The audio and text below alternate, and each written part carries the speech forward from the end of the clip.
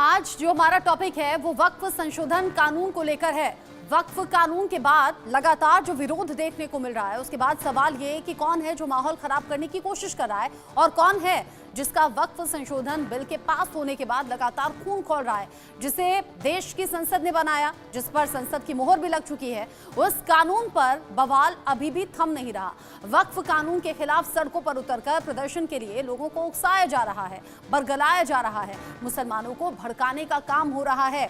फिलहाल भड़काने का ये काम पश्चिम बंगाल की ममता सरकार में मंत्री सिद्दीकुल्लाह चौधरी ने किया है। उन्होंने वक्फ कानून को लेकर कोलकाता को ठप तक करने की धमकी दे दी है, मुसलमानों को सड़कों पर बैठने के लिए उकसाया है और इसका असर भी आज साफ तौर पर नजर आया। कोलकाता में जुमे की नमाज के बाद सैकड़ों की संख्या में लोगों ने सड़कों पर उतरकर प्रदर्शन किया है, नारेबाजी की है। वहीं सिर्फ यहां तक नहीं बल्कि मुंबई और लखनऊ में भी वक्फ कानून के खिलाफ जो विरोध में लोग हैं वो सड़कों पर उतरे हैं। सवाल अब ये कि क्या सियासी फायदे के लिए मुसलमानों को भड़काने का काम हो रहा है और क्या सिर्फ मोदी विरोध में वक्फ कानून का विरोध हो रहा है। आज इसी मुद्दे पर हम बात करेंगे। कई खास मेहमान भी मेरे साथ में इसको लेकर जुड़ने वाले हैं। एक रिपोर्ट उससे पहले दिखाएं, उससे पहले आप सुनिए जरा पश्चिम बंगाल में मंत्री के जरिए कैसे मुसलमानों को खास तौर से भड़काने की कोशिश हुई है, उसका असर भी देखा गया। सुनिए क्या कहा। কলকাতাকে যদি বলতাম জ্যাম করব তো 50টা জায়গায় 2000 করে বসে যেতাম, সেটা এখন হয়নি, পরে কিন্তু হবে। বলে করব বলে প্রথমে জেলাকে একটু টাইট করি, তারপরে কলকাতার 50টি জায়গায় 10,000 হলে কত লাগবে, বাস এরা আসবে কলকাতায় বসে চিড়ে গুড় পানি বাতাসা মুড়ি খাবে আর একটু বসবে। কলকাতাকে যদি বলতাম জ্যাম করব তো 50টা জায়গায় 2000 করে বসে যেতাম, সেটা এখন হয়নি, পরে কিন্তু হবে। বলে করব বলে প্রথমে জেলাকে একটু টাইট।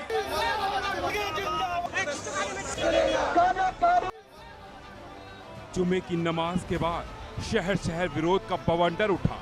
विरोध वक्फ कानून का, विरोध सरकार का और विरोध की आवाज बंगाल से लेकर बिहार, यूपी से लेकर महाराष्ट्र तक बुलंद होने लगी। पश्चिम बंगाल के कोलकाता में नमाज के बाद बड़ी संख्या में मुसलमानों ने हाथ में तख्ती लेकर वक्फ कानून का विरोध किया। वहीं यूपी की राजधानी लखनऊ में all India Muslim personal law board के आह्वान पर मुसलमानों ने वक्फ कानून के विरोध में काली पट्टी बांधकर प्रदर्शन किया।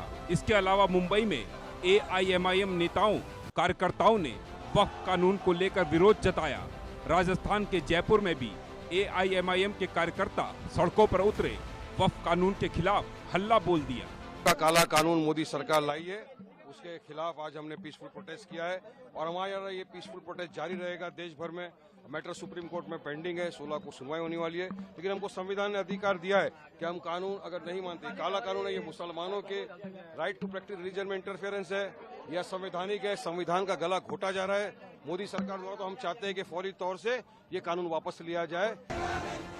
सड़कों पर उतरकर विरोध जताकर AIMIM ने वक्फ कानून को वापस लेने की मांग की, लेकिन विरोध के बीच मुसलमानों को भड़काने का खेल भी शुरू हो गया।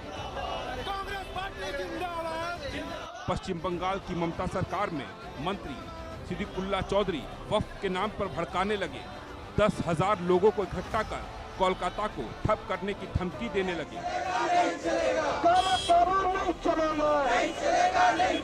কলকাতাকে যদি বলতাম জ্যাম করব তো 50টা জায়গায় 2000 করে বসে যেতাম, সেটা এখন হয়নি, পরে কিন্তু হবে।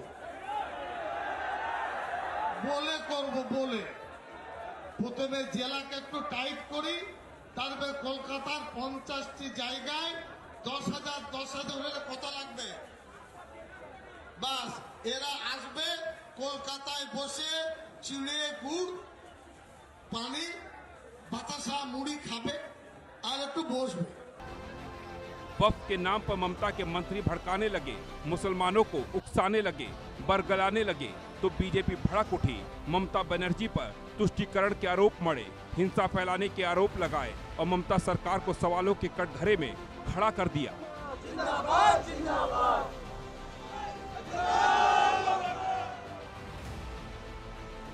और ममता बनर्जी चाहती है कि मुसलमान इतना आतंक मचाएं कि हिंदू डरा हुआ अपने को महसूस कर रहा है और डरा हुआ महसूस कर रहा है। वक्फ कानून पर सियासी घमासान बढ़ने लगा, तब बीजेपी ने बड़ा प्लान तैयार किया। प्लान मुसलमानों को समझाने का, प्लान वक्फ कानून भ्रम दूर करने का। इसके लिए बीजेपी ने वक्फ जागरण अभियान चलाने का फैसला किया। इस अभियान के लिए बीजेपी नेताओं की एक टीम गठित की। वक्फ जागरण अभियान चलाने के लिए देश भर में हर प्रदेश के संयोजक और सह संयोजक बनाए। बीजेपी के अल्पसंख्यक नेता मुस्लिम समाज के बीच जाकर बताएंगे कि नए कानून का असर पुरानी वक्फ प्रॉपर्टी पर नहीं पड़ेगा और न ही वक्फ संपत्ति के डॉक्यूमेंट मांगे जाएंगे। वक्फ कानून की वजह से अब भ्रष्टाचार नहीं हो पाएगा। लेकिन इसके बावजूद वक्फ पर विरोध की सियासी आवाज थम नहीं रही। भारतीय जनता पार्टी का जो रास्ता है वो नफरत भरा है। भारतीय जनता पार्टी की राजनीति नकारात्मक है और जब जब अपनी नाकामी उन्हें छिपानी होती है तो कोई ऐसा फैसला लेते हैं जिससे लोगों का ध्यान बढ़ जाए।